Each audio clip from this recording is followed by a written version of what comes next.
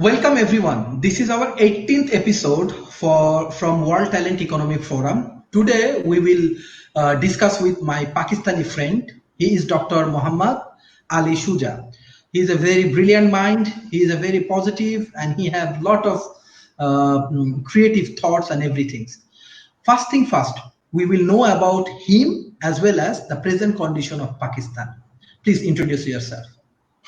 Thank you, Sharif, for inviting me. First of all, Assalamu alaikum, everyone. Hello. I am Muhammad Ali, and I live in Islamabad. I teach at one of the Pakistani universities. I am an economist. I specialize in data analysis, and I'm also running a YouTube channel and Facebook page to educate people. Idea is to whatever I have learned and I've been learning during this process to transfer my learning to others, especially when I was young in master's program and stuff like that. I did not have right kind of mentorship, and I'm trying to make sure that people who are like me when I was in masters or even earlier stages of education, I'm trying to help them by guiding them how to do research and how to study and so on and so forth. So yeah, that's my brief introduction. We want to know about Pakistan. What's the present conditions of Pakistan, especially in COVID-19 challenging situations? And what's the government initiative? What's the present people's, how they are doing? We want to know. We want to know. All right. So there is a lot going on actually. Every day things are changing, policies are changing. When this COVID started spreading, we were in complete lockdown. Very quickly, government locked down everything. And as anticipated, we started having some problems because when transport is closed, when tourism is closed, when small shops are closed, when nobody's going outside, then when economic activity stops, then money stops. And when money stops, then how would you eat? And then Ramadan came and people were struggling. So by 15th of Ramadan, I think it was early May when government decided to ease the lockdown so that people could open up shops. Even though government said that they had to follow, shopkeepers as well as customers, they had to follow SOPs, meaning that they had to stand 6 feet apart, they had to wear masks, and so on. Nobody was following that. So there were many horrible videos where people were actually stampeding. So that was bad. And probably that is the reason why we are seeing the spike in new growth of coronavirus. And but government is not going back to the lockdown, which is a good thing.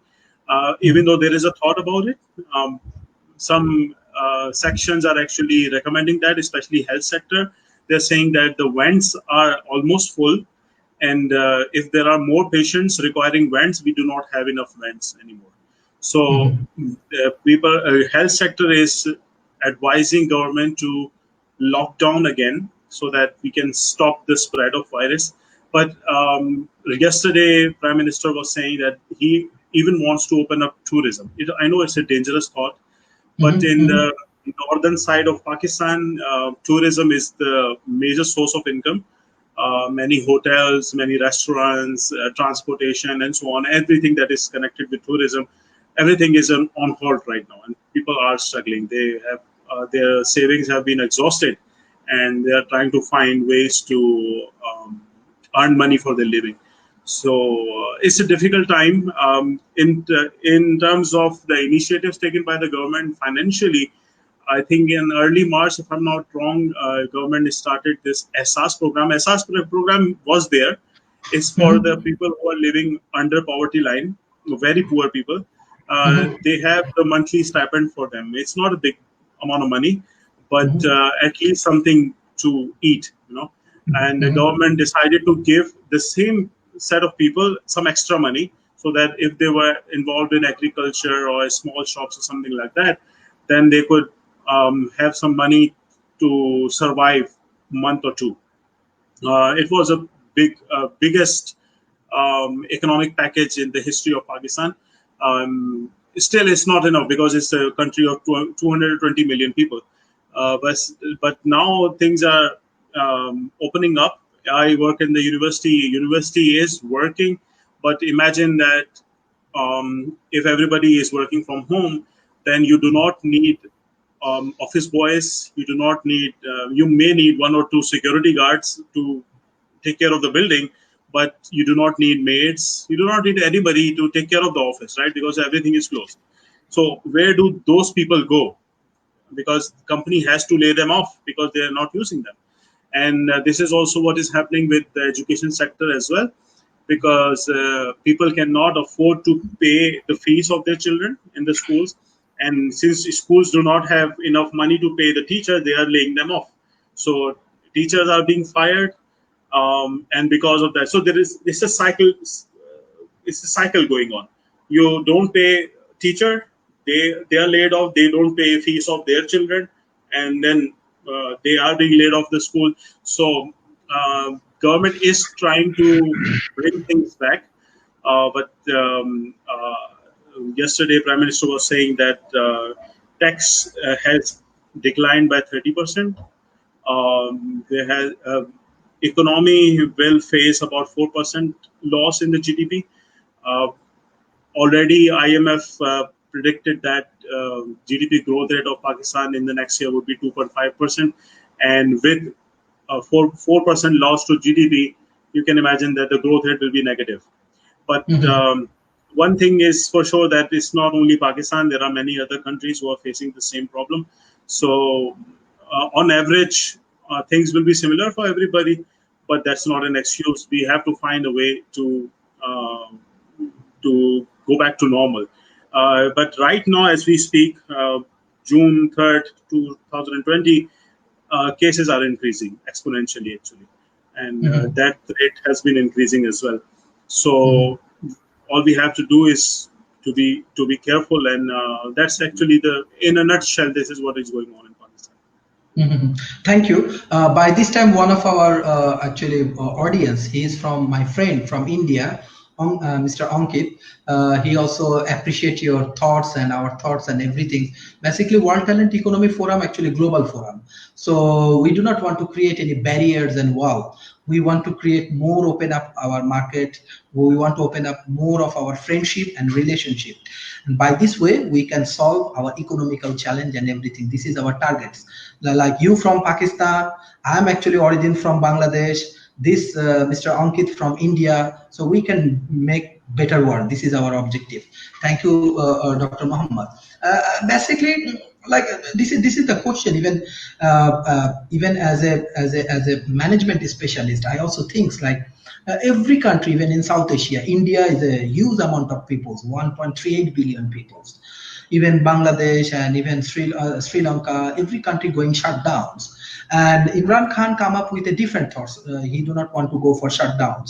So actually, this is very interesting. Even World Economic Forum, Imran Khan come up with his analysis, and this is maybe perfect for South Asia.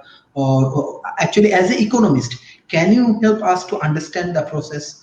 Why these things happen, and is there any positive or negative things? How we can understand this kind of strategy that without lockdown, how it effective for Pakistan? You mean easing the lockdown? The Yes, pros yes, and cons of that? Okay. yes, yes, Yeah, yes. it will be beneficial if and only if people follow the protocol. Protocol meaning that the precautionary measures you have to take to avoid getting COVID and also avoid spreading COVID. And if there is no such thing, then it's going to be horrible. I hope that it's not the case, but what we are seeing around in Islamabad, things are better because people are mostly educated. Is the like uh, selected set of people that live in Islamabad, highly educated people. So you will not see many people on street. But I'm originally from Karachi, and my family is in Karachi. So there are various horrible stories that people do not care. They're just roaming around without mask and stuff like that. So eventually we have to ease lockdown because even United States cannot afford to stay locked down for a long period of time. When this government came into power, there was heavy debt, and this government took even more debt because there were some serious financial problems. And if we lock down our country like this, so there is billions of dollars loss every day. How can we sustain that? So eventually, we have to ease our lockdown. There are no two ways about it. The question is whether we should do it now, right now, or should we wait for some more time? So what you might have noticed is that Imran Khan was already talking about easing lockdown few weeks ago, and everybody was criticizing him. But then we saw Spain doing the same. Then we saw UK doing the same. UK is also even is opening up the schools in UK. We are not doing this in Pakistan right now. We are trying to avoid places where people can gather in large amounts. That includes, apart from mosques, because there is a big religious sentiment attached to it. Mosque is also a place where people get together, and there are some SOPs that people should follow. But without going into controversy, let's leave that story behind. But Pakistan is not going towards opening up schools, but Spain has done that in selective cities. Germany has already done that. UK has already done that. So the governments are realizing that we cannot stay locked up for a long period of time. So the question is whether we should do it right now or later. There are no two thoughts about it that people are suffering. For example, there is a maid that comes to my house. We are not asking her to come anymore, but we are paying her because of we know that she has to eat, right? But there are not many people who are doing the same. They had laid off their maids. They're not going to barbers, so barbers have no job. They don't have any customers, and they are struggling as well. So we have to open up. But I hope that sooner rather than later, people will realize that they have to follow SOPs. This is the only way that this strategy could work. Right now, it doesn't seem like it could work in a positive way. One important thing, like example, you finish your PhD and postdoc in Germany, then you involve with the World Bank, then you come to the academic parts. We have many talented people here. So can you give some specific guideline from your personal experience, like how you achieve this very effective and very lucrative profession in your life? How actually you get experience even from World Bank, even National University of Science and Technologies. We want to know from you. Oh, it's a long story. Are you interested in a long story? It's a very No long story. problem. No problem. Just even shorter things. Okay, no, you asked so many questions in the middle. There are long stories attached to it, each and every question, but Yes. still. So, how I ended up in World Bank? Answer to that is that in 2009, I was working with the Institute of Business Administration. It's the leading business education institute in Pakistan, well known around the world as well. I was working for them, and there was this project for World Bank that my boss was undertaking, and I was helping him with the data analysis, and that's how my boss in the World Bank got to know about me, because he used to come in Karachi, talk to my then boss in IBA, and then my boss would invite me to explain what I did in data analysis. So when I completed my PhD, I contacted this person in the World Bank. I said that I've done my PhD. If you have a position, you already know me, that I can do this stuff. At that time, I did not even do my MS. Now I have a PhD. So if you have a position in the World Bank, so he said yes. I was fortunate enough that he had a position, and that's why I live in Islamabad, because World Bank is in Islamabad. So I came here, worked for them for 2 years, and the position in the World Bank was such that I enjoyed every minute of it, by the way. But position in the World Bank was such that it was not a permanent position. It was a consultant type position. But the thing was that when projects were there, job was secure. When there was a thought that the projects might go out, then your job is also gone. So this kind of insecurity was not really helping me. So I was looking for a job, and fortunately, at the same time when opportunities were drying up at World Bank, I got this opportunity at National University of Sciences and Technology. And based on my experience at the World Bank and my PhD from Germany, I ended up here. So I've been working in this university for about 2 years now. So that's the short story. And how I went to Germany is also an interesting story. Many people in Pakistan want to go abroad for PhD and masters and so on, but they have this uh, set criteria in their mind that they want to go to US only, US or UK only, and that's what I was also trying to do for a long period of time. But then when the opportunity came from Czech Republic on Czech government scholarship, I went there for a master's program. And through when I was completing my master's program, I got this opportunity to go to Germany. This is how it worked. Sharif, I need to connect my laptop to the socket. It will take me a minute, okay? Yes. No problem. No problem. Thank you. No problem. Basically, our dear audience, thank you. Ankit give you a very good feedback. He is actually from IBM TV. Everybody watch IBM TV. IBM TV really doing well. On the other hand, Muhammad Nasirul Islam, thank you. Thank you for positive feedbacks. On the other hand, we have another response from Reza Ilyas. As the social distancing is factor to be safer, and at the same time you withdraw lockdown. Do you think that the people are fully aware how to maintain social distancing in everywhere, include marketplace? Yes, this is the interesting things we are trying to understand from these discussions. So my friend actually discussed on that particular issues, like how they work and how they involve. Thank you. My dear friend, actually one of our audience, he asking you a very specific questions. As the social distancing is a factor to be safer, and at the same time you withdraw lockdown, like Pakistan withdraw lockdowns. Do you think that the people are fully aware how to maintain social distancing in everywhere, including the marketplace? I think they are aware, but they do not. They are not taking it seriously. That's the only thing.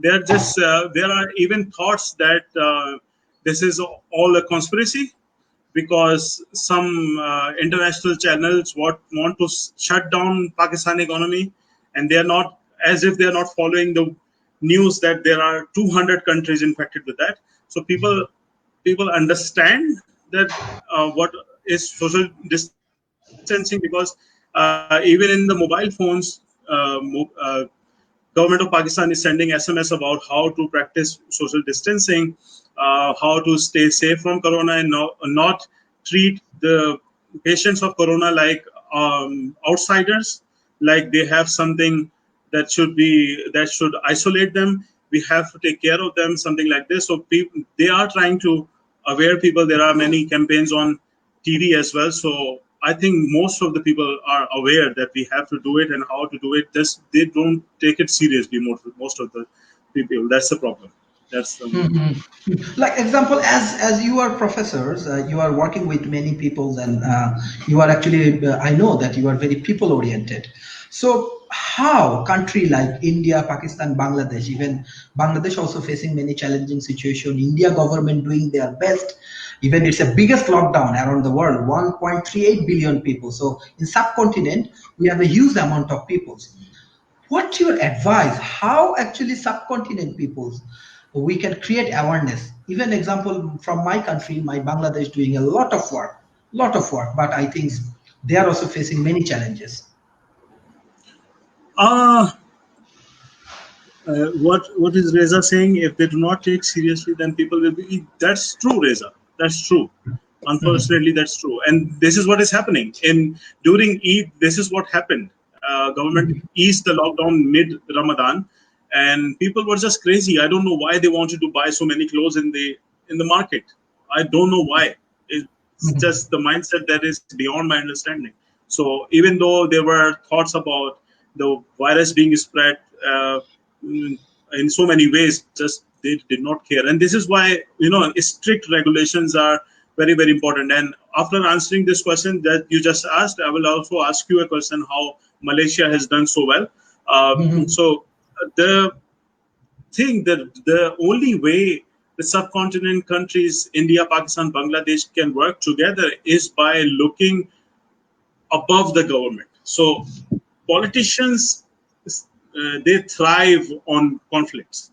They want to have the conflicts between India, Pakistan, could be Sunni Shia, could be Hindu Muslim, could be Bangladesh, Pakistan, and this is how they get their votes. And if this peace and harmony is a success, then their shops will be closed, because this is for many of them, this is how they get their vote bank.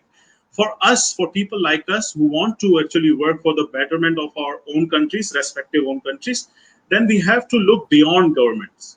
We have to work at the individual level. The thing that you are doing right now, we are talking right now, and even people from India are watching. So this is how we can raise awareness, and even after this thing is over, we can do some joint ventures without the need for government to spread, contribute in this, because we don't need government for that. This is an era of internet, of IT. We are not too far from each other. We don't have to wait for the government to take initiatives to have some Jota trains on from both sides of the border. That's all great, but we don't have to wait for that. We can do a lot of things even without all these efforts. There is a lot in media. When I was watching an Indian channel when I was in Germany, a lot against Pakistan, and in Pakistan, a lot against India. This has been happening since I was born, even before that, and this will keep on going. So if we wait for government to do something about it, I think it will be too late.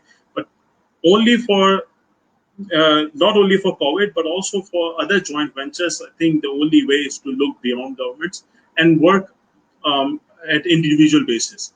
Share your thoughts, introduce each other like what you're doing right now. And this is how we can create not only joint collaborations, but also peace and harmony. Peace and harmony is in here. Is you don't, Mindset. yeah, it's not Definitely. it's not the flag that you raise in outside in the street. It's in here. So if you understand that a Hindu in India is as good as a Muslim in Pakistani, that's the only thing that is stopping us from all this, right? So I think, yeah, that's my haphazard answer. Yes. Actually, Mr. Reza Ilyas is a very, very good thinker. He also joined with us before. He said that instantly, maybe drawn like Taiwan, Vietnam, they are maintain social distancing very well. We can learn from them. Yes, this is true. This is true. Actually, we can learn from them. Okay. Actually, this leads to my question to you. How did Malaysia did so well? Can you Okay, please okay. I just want to say, like example, what you are talking about, like example, actually government playing a very good role here in Malaysia.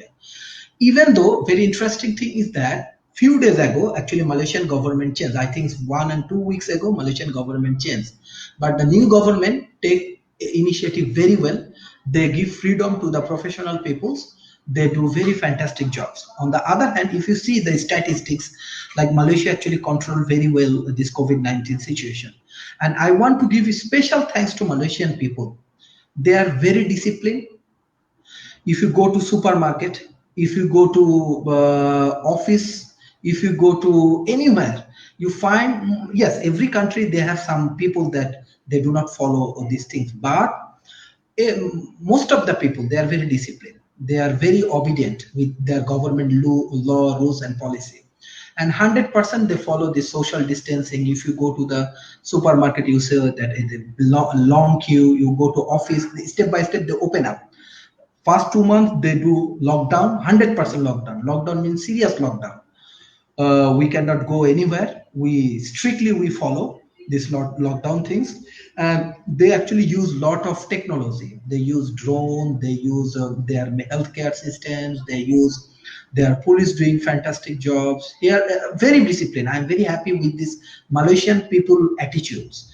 And one thing, if you see historically, even you see here, people is actually peace loving.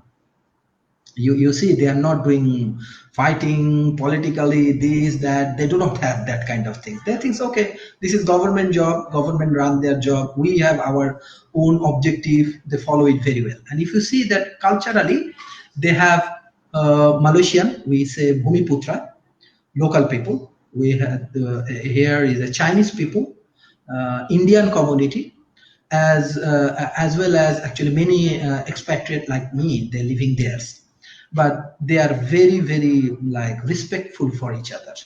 Yes, every country has some ups and downs, but it's not major problem. I think that self-realization is the most important thing. What you said, like self-realization, like I have to play from my positions for social distancing, and I have to taking care of myself. Yes, government taking initiative, they do give lot of subsidy and many things. And finally, for open up the business, they are actually heavily involved with e-commerce and this kind of thing, like small business to even big corporation, they are heavily depend on e-commerce, as well as finance minister in Malaysia, they said that hopefully in between 2021 they will overcome from this financial position problems and other things. So this is the way I think they are playing very well. As a neutral person, I can say that they're everything is very professional and very good. So I think in subcontinent, like both of us actually from subcontinent, we can analyze these things and we can implement some good cultures in our subcontinent. Anyway, I want to go to you. I want to go to you. Uh, like yes, definitely, because like I have many questions, and my audience also have already their response very well. Like you are from National University of Science and Technology. Like how actually Pakistani research and university work and how they contribute actually. We want to know about this university and these things. So this university is number one in Pakistan, and is in the top 50 in the world in the emerging universities. So the research culture in Pakistan and innovation has not been the best suit, let's say, for a long time. So we are not known for our innovations, let's say, but things are changing now. So the number of patents per year are increasing now. We are not comparable with India or even Bangladesh. So we are far behind, but growing up now. So standard has been increasing because of the collaboration with international firms, because of the collaboration between government and universities, also academia and industry. So this kind of collaboration is happening within the university. We recently launched National Science and Technology Park, which is housed inside the campus, and this is like a pilot project. Even a pilot project has 8 stories with hundreds of offices, and they are planning to have 3 towers of National Science and Technology Park within the premises of NUST in years to come. And in this pilot project, we already have IBM and Huawei, and many other companies are coming in. So the idea is that they will host themselves in these offices, and they'll seek help from not only NUST but also other innovators from from across the country who can come and contribute towards innovation and research in Pakistan. So things are moving in this direction. We don't have anything significant to show yet, but even with this COVID thing, NUST was the first one to come up with an idea to develop a kit, a testing kit. And it is the process is slow. Bureaucratic procedures are very slow in Pakistan, so it's still in the testing phase. But they invented it long time, like 2 months ago. So things are moving in this direction. Academic research in economics has been improving because we have a large influx of people coming from United States, UK, Germany, and also from China, who learn their craft from these countries, and then they transfer their learning to their students as here. So you'll be surprised. I am actually planning to do a session on the thesis defense that we had a month ago of undergrad students. Very good quality, very good quality. Not all of them, of course. More than half of them were of very good quality. So the quality was such that if they do a little bit of polishing, it will be accepted in impact factor journals very easily. So language, structure, topics, novelty, everything was there. So things are moving in the right direction, at least in the elite institutions. I think it will trickle down to the other institutions as well. So. Yes, thank you, Reza Bhai. Mr. Reza Ilyas, he said very insightful discussion. Thank you. We also want to give you thanks because you also like sharing your thoughts and view with us. Okay, this is very interesting. Look, but as you are economist, what do you think about this South Asian relationship? What do you think? What will happen in the next 2-3 years? Because now we are in very challenging situation. What your understanding about this India, Pakistan, Bangladesh, and even Sri Lanka? We have Afghanistan. We have other countries as well. What do you think that? What will be our relationship? Hard to predict, but things are moving in the right direction in Afghanistan. We already have a very good peace-loving prime minister in Pakistan. He has been speaking openly about how he wants to get things better in the subcontinent region.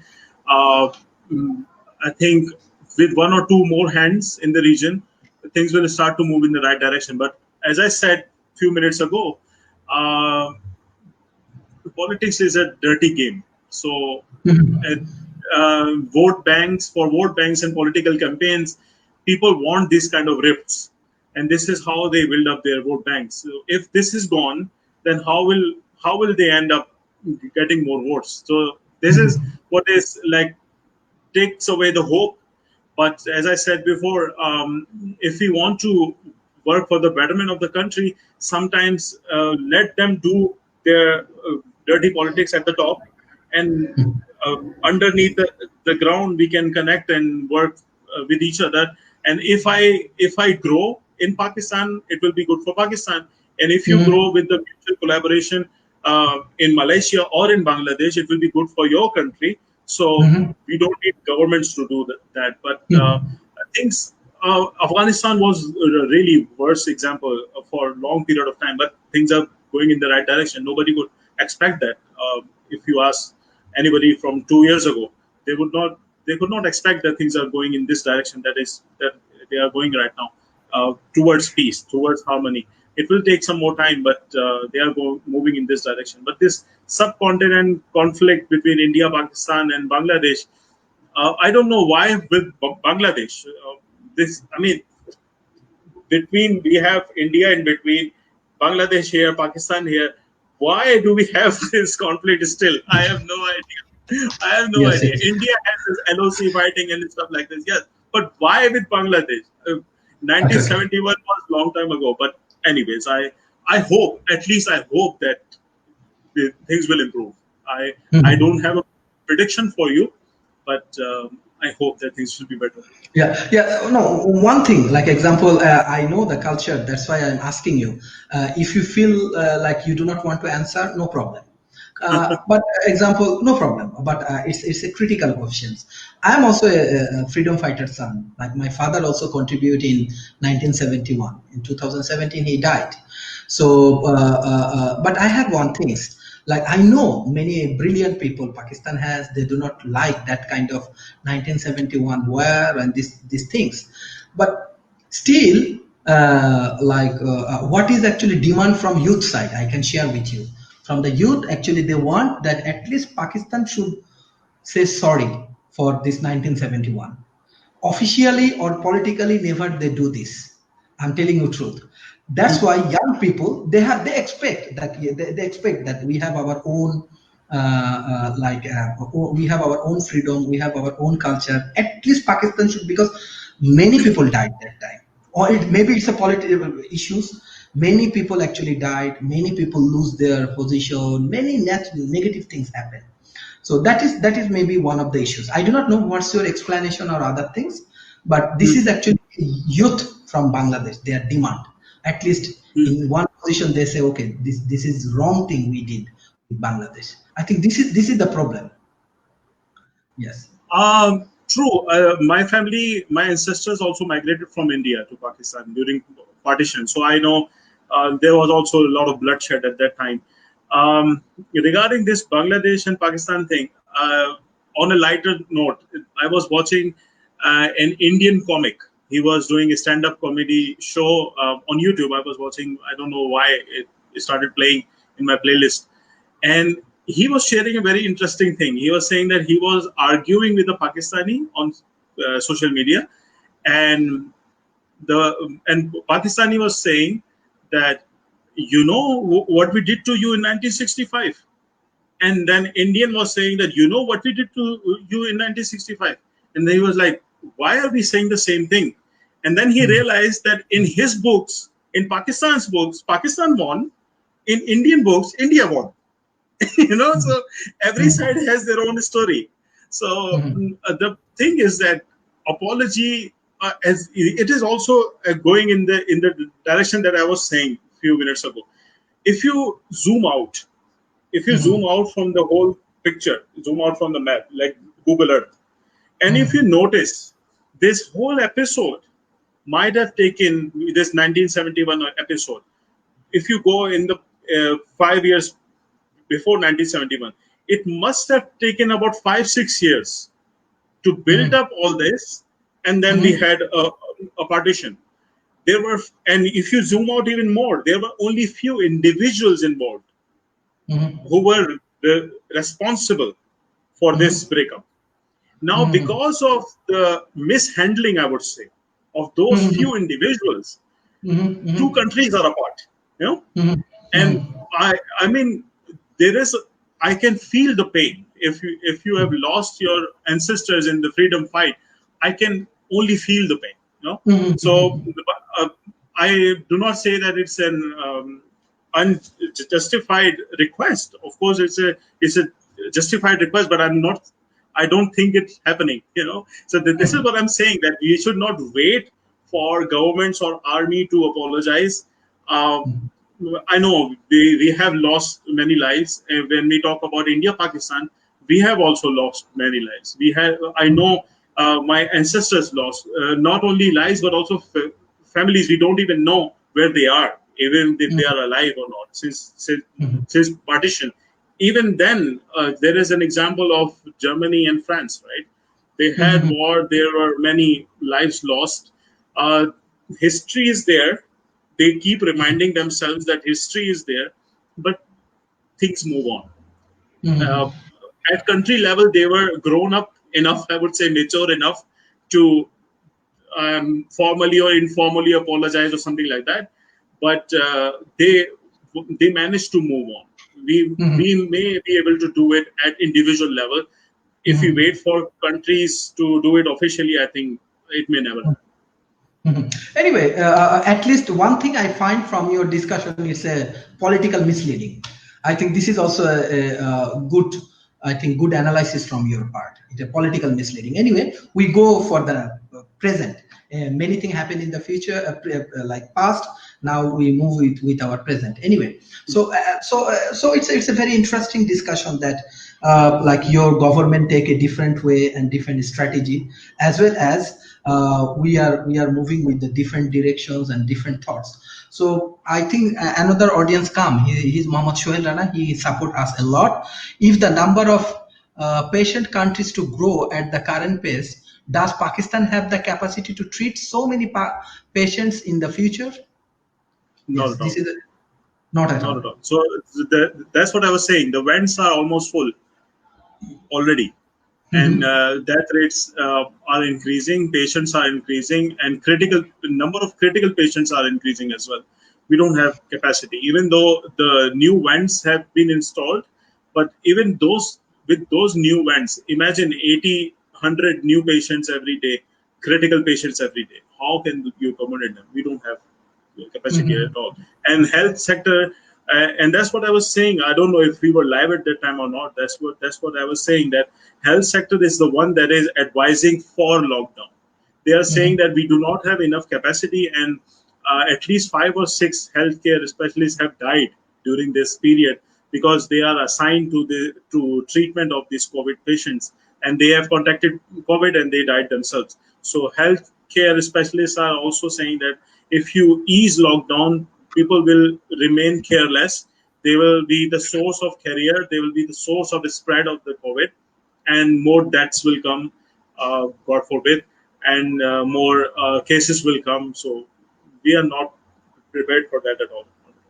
Yes. Okay, understand. So you are a economist. So in terms of your analysis and based on your thought and everything, what will happen global arena next 2 to 3 years? What your prediction? What your understanding? First thing is rehabilitation. So forget about high growth rates. What we need to do is to find out the way to stay where we are, because graphs are going down. Everything is Mhm. going down.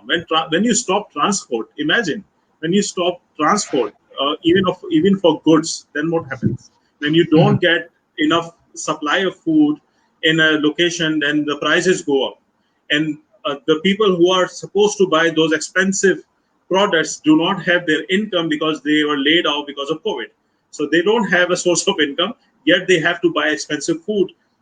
Imagine, it's just a very small example, and there are many things going around. And so in this scenario, first of all, countries will have to consolidate. First of all, control this thing. I don't know how China is doing it. Pakistan's cases will exceed China five in 5 6 days.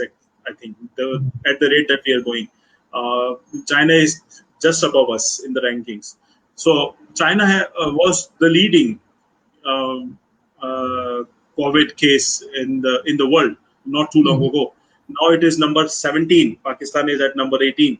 So what Mhm. we have to learn from China, first of all, to stop this spread. As you were Mhm. saying, what Malaysia did, I know from my friends who are studying in China that it's the same thing. Government announced that you have to stay at home. There are no two ways about it. If you were found outside, we'll arrest you. They will Mhm. arrest you, will put you in jail, and there will be a hefty fine. And Mhm. everybody stayed at home. Even people are saying that they did not even need this threat that somebody Mhm. will arrest us.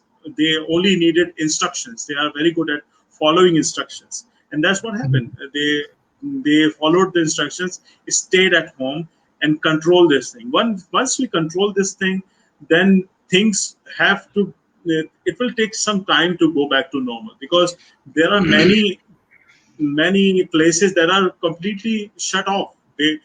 People have sold their shops, their whole entire chain of things. They have sold everything. So it will take some time to come back to normal. I was actually talking with one of my friends the other day that we may have to revisit this measure of GDP growth as well, because Mhm. GDP growth is important for us because it is trackable.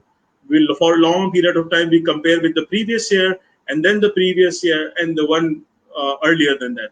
But with this COVID thing, if this lasts for 8 or 9 months or so, there will be a big issue globally, and every country's GDP will go down. How do we cater this decline in GDP across the globe and then compare the time series we had? I know that I'm talking in technical terms now, but No problem. GDP indicator might even have to change. So economics will change from now. We have to think very differently. My son is having online classes now. We did not even imagine that this could happen in Pakistan. So teacher is coming live, and she's taking class where everybody is in the small screens like we are right now, and she's teaching online. So we have to think of different ways, innovative ways to find some solutions to economic problems, because with this halt, um, it will be very difficult to find the same pace again. Pakistan was struggling since last 2 3 years. We were already slowed down, but for the countries that were growing fast, Mhm. it will take time to for them to come back to the normal pace. Mhm, mhm. Interesting. One thing. This is very interesting from my point of view. You said that maybe some of the indicator from GDP need to change. What's the factor you think like the global arena they should change? Do you have any specific analysis on that? Yes. So in time series analysis, what we do is we compare long. trends of indicators. So GDP is something that keeps on growing. You never will find there are very exceptional cases in which countries' GDP goes down. It always Mhm. increases. We Mhm. always hear about increasing in the growth rate. So GDP always increases. The thing is that what is the percentage of the growth rate? So is it Mhm. 5%? Is it 6%? I think Bangladesh has been growing at 6% or so. Some years even 7-8%. It is a very good growth rate, healthy growth rate. Ethiopia has been growing at around same rate as well. So trend line looks like this, and you Mhm. can easily compare dots for different periods of time, because you can compare that annually there was some increase, Mhm. but the central idea behind all that is that everything else grew at the same pace. Right Mhm. now, when with this COVID thing, since everything has been shut down, we'll no longer be able to compare next year's GDP with the series that we had in the past.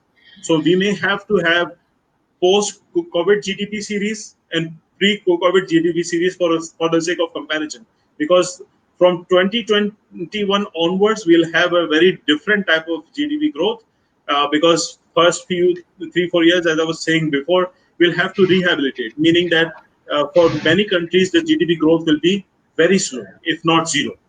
We have to Mhm. consolidate where we are. We have to stop the decline of the economy. So, Mhm. because there are many stimulus packages that governments are giving, $1 trillion, I think Japan gave, United States also gave around the same amount. But where is this money going to come from, right? So, with economic growth, with the reserves, with tax revenue, they have to consolidate for some period. Economic growth will go down, then it will stay constant, and then it will grow up. So Mhm. this series will be very different from what we had pre uh, coronavirus. That's what I'm saying. So these two Mhm. series will not be comparable anymore. Mhm. Very interesting. One thing, like example, different kind of technology, now that's like this kind of online place, even online education, remote jobs, even tele healthcares, many things actually improving. Even blockchain technologies and many technological AR, VRs, many thing implementing. Even in Malaysia, you see like drone and this kind of thing also playing very effective role right now. As an economist, how do you measure this kind of technicals and technologies and tech involvement with the economy? Is it good, or is it the indicator or threat for the human being? What do you think, even AI coming in the industry? So what's your suggestion in that particular Very good point? question. Very good question. So there is no doubt that AI is going to take away jobs, Hmm. but we have to um, think about what happened exactly 100 years ago, when Okay. when tractors were invented. So there Hmm. are newspaper articles from 100 years ago in the United States where farmers were protesting on the streets that machines are replacing us. So what happened was that machines ended up replacing them anyway because they were more efficient. However, Hmm. what these farmers did not realize was that these machines were their friends.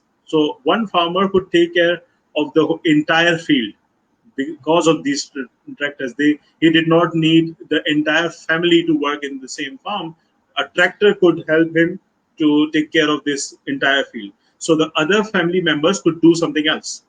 So Hmm. it increased the need for getting different types of skills, so that some of the farmers' family members engaged in off-farm activities.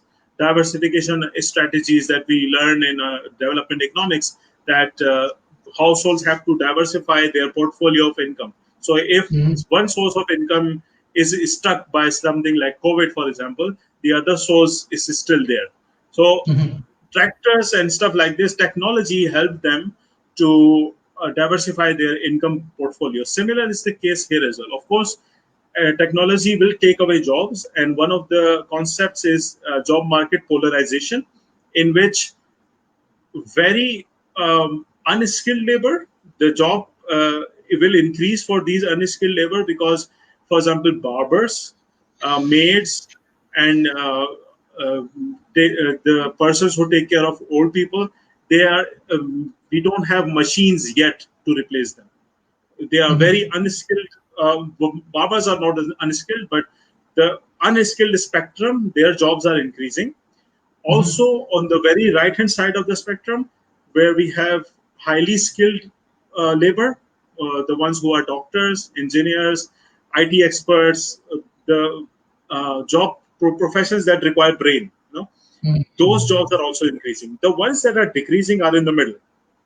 The types of jobs that are routinized meaning the ones that can be coded. If you can teach the machine to do something again and again, there is a high likelihood that repetition jobs machines can do 1,000 times more efficiently than humans, because humans do mistakes. They even if you have to staple a bag, if you do this staple so many times, you are bound to make some mistakes. But if you code the machine to do something exactly in certain way, it will keep on doing it. So routinized jobs, the jobs that can be programmed, are more likely to be taken away from, and that has been happening since the beginning as well. So what we have to do is we have to make our people capable to learn new skills, and for that we need to increase our education. The problem in Pakistan is that not only that our human capital, the average age of schooling is low, but also our enrollment rates are low, especially when it comes to females. So there is a problem for quality of education. Yes, there is there, but even without that, even if we don't have enrollment, how can we have average years of schooling? Average years of schooling meaning that how much of the education an average person has in Pakistan. It is growing at a very slow pace because in people we are having more and more births. Population is increasing, but enrollment rates are not increasing, especially for females. Uneducated females are many in Pakistan. Labor force participation, one of the reason is culture. The other one is also lack of education, because when labor is not good enough, nobody will hire them. It's a simple economics, right? So technology is going to take away jobs, but it is going to also create new jobs. App development, nobody could know that that would be the highest level of it will create the highest level of jobs recently. Nobody could say that 6-7 years ago. App development, blockchain technology and stuff like this, these are new jobs, and these jobs are created by tech, right? Artificial intelligence is going to threat the right hand side spectrum, that one that I was saying, that the jobs that need brains, artificial intelligence will also replace some of those jobs as well. There is a talk about a surgeon, a robotic surgeon that can do precise cutting and stuff like this. Still, I think it's not common everywhere, but these examples are very rare. And what only thing that we can do is to keep pace with the tech. We have to make sure at the country level that everybody understands, or at least is able to understand new tech, especially when it comes to technology, artificial technology, information technology. We need to have at least basic level of education, so that what happened 100 years ago, tractors replaced farmers. The farmers that could actually find new jobs were the ones who had some other skills as well, who had some level of education. If you want to learn something new, you have to be able to read and write, right? At least, and even in that component, we are not doing very well, unfortunately, in Pakistan. So Interesting. that's Yeah, another important field is that, like you are talking about gender issues, like women participation in economy. So this is even one of the interesting issue in subcontinent. So I have also my research paper on that particular point. Anyway, so how we can engage more women in our economical activities, or like example, many actually women I know in subcontinent, they do many household work, they do many example, many things what you are talking about, GDP indicator change, they do many agro and many things actually. But economics, naturally they do not like accept their economical contributions. So what do you think, how we can it's actually challenge for subcontinent, how we can overcome. I think India also playing very good role in that area. Step by step, they are moving. Bangladesh, they are moving. We have our honorable prime ministers to opposition leaders to speakers, even important ministers also from as a woman. But example, in terms of your economical aspects, how we can improve in that area, like gender issues. Yes. Well, in politics, we also have women in parliament, Very good. but that it does not show anything that is happening on the ground. I think I don't know about Malaysia, but I know from Indonesia. I think it's the same in Malaysia as well. That there is a stereotype in Pakistan that the practicing women, the ones who are following Islam, cannot work outside. But if you see in Indonesia, women are wearing hijab and everything, and they are on the bikes going around selling Even things in on the Malaysia. street. Even Yeah, in Malaysia, yes, Muslim I country, did not and know about Malaysia. yes, yes, yes, No. yes. Like a woman has So heavy involvement. Yes, yeah, yes, so that and nobody would stare at them, right? There is this yes. strange thing in Pakistan that if a woman is working, everybody will stand there and stare at them like this. And this is the stereotype that we have to break. It's not that we do not have capable women in Pakistan. So that class that I teach right now, undergrad class, 80% of the students are female. The Very class interesting. that Very yeah, interesting. and the PhD class even more Oh my are God. female. Okay. But Oh, where do they go? Where do they yes. go? That is the problem, right? They get married, and then and even in medical. So I don't have specific numbers right now. Every year, Pakistan government spends a lot of money to subsidize the medical education, because medical education is very expensive because of the experiments and all those kind of instruments. And I don't know what goes on behind this, but the education, medical education is very expensive, and Pakistan government spends a lot of money on that. Most of the students, most of the graduates of these medical professions, MBBS and so, they are females. And after getting married, they do not work. So where does this money go? They spend 6 and 7 years, and government spends a lot of money on them. They are very useful for their households. Of course, they know how to treat their babies and their everybody moving around there in their households. But the contribution to the economy is missing because they are not working. So one of the reasons is that, and it's a very valid reason. When I was in Germany, when I was with my family, my wife was very comfortable. She would take my son in the stroller, and she would walk on the street. Nobody would even look at her, and she was very comfortable. And while coming back to Pakistan, everybody looks at her very not only her, but every female that walks around on the street. They're like, why is she walking on the street? So this is the stereotype that we have to break, and it's very difficult to break. And once people are used to seeing women working in the mainstream, then I think we'll encourage more and more females to come forward. Actually, in my social media account, there are many females who are not only working but also encouraging others to work. But it's difficult. It's very difficult. Even if they want to work, uh, social norms are such that they do not allow them to work freely. So it's a very unfortunate thing. But we have to break the stereotype first. It's less common in Islamabad because Islamabad is a set of different type of people, high end of the income spectrum, high end of the education spectrum as well. So women are relatively more free, but in other places not so much. So that is This the biggest one. Yes, this is actually very interesting. We have to close this session, but definitely we're going to invite you in futures. But Thank there you. are many interesting issues we get from you. Basically, like how actually tech has integrated and tech will integrate it with the economy. Very interesting point about genders, Very interesting point we get about like how economy can change their GDP growth indicators and other things.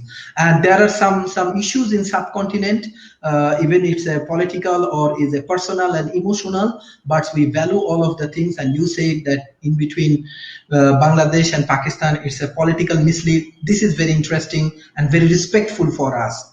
And most importantly, how we see that you are a dynamic people, and you are very responsible person. Even in your social media, everywhere we find that you are very responsible person.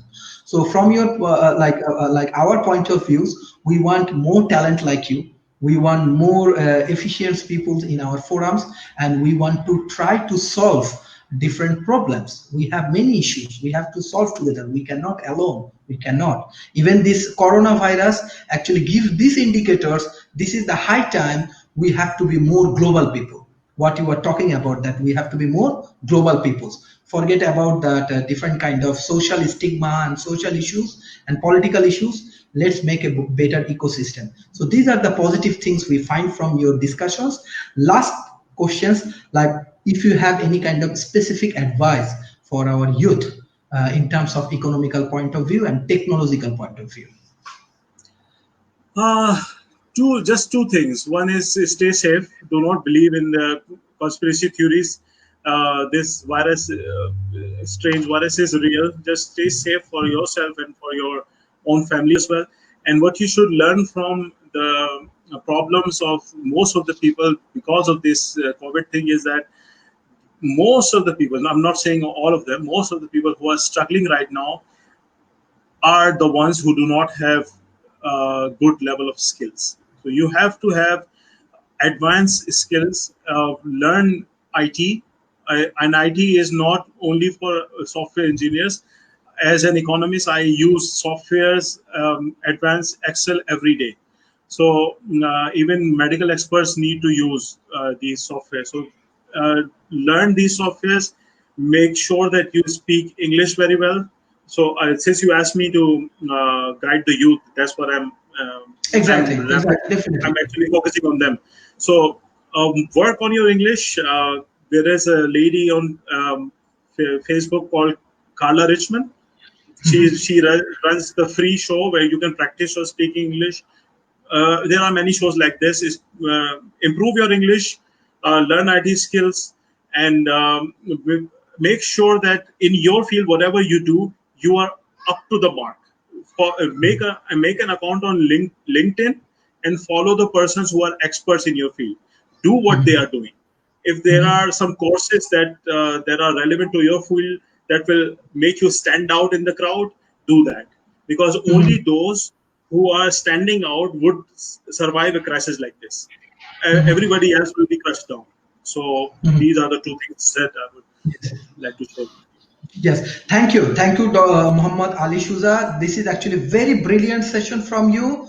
Even our audience, Humaira Tanjila, she appreciates your sessions. Muhammad Shohel Rana, Reza Ilyas, even Ankit from India, Nasirul Islams, everybody appreciate your approach.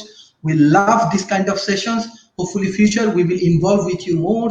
We will definitely, we at least from our small capacity, we will change our society and we will contribute, and inshallah we will do things together.